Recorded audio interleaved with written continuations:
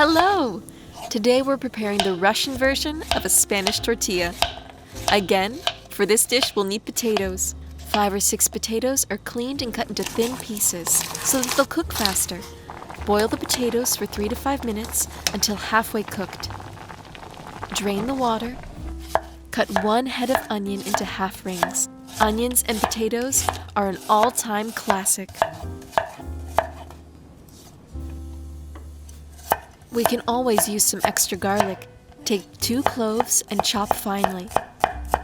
This way the taste will become more vivid and pronounced. Preheat the frying pan. Pour 1 tablespoon of olive oil into it. First, send in the garlic to fry. Then, spread out the onions. Cook, stirring constantly. Take 3 chorizo sausages and cut them into small pieces. The main spice used for their preparation is paprika. It gives the sausages a specific color. Let's not forget about the onions and garlic. They need to be stirred periodically so that they don't burn. Put the sliced sausages into the pan. Cook for about 5 minutes over medium heat. Add a teaspoon of paprika. This will further emphasize the taste of the sausages. Stir and fry for another minute. It's hard to imagine an omelette without eggs.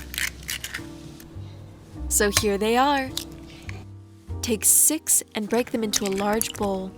Make sure that no shell fragments fall into the container. Take 800 milliliters of milk and black pepper to taste. After, start whipping them with a whisk. This is a mandatory step to take in making any omelet. To speed up the process, you can always use a mixer.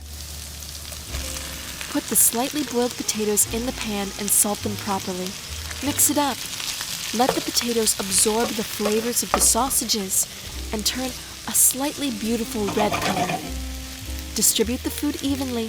Shake the pan slightly to help yourself, and then press with a spoon. Add in your egg mixture. When the eggs start to cook a little, we send the dish to the oven. Our dish only needs to spend 8 to 10 minutes in a temperature of 200 degrees Celsius. Cut some thin green chives. Their taste is bitter, which will perfectly complement the taste of the sweet paprika. The tortilla is already fully baked. We take it out of the oven, cover it with a plate, and turn it over. Sprinkle the finished dish with some herbs, or maybe even some pieces of the sausage. Now you can cut it. It would seem that this is a simple omelet, but there are so many potatoes and sausages inside. Such a great combination.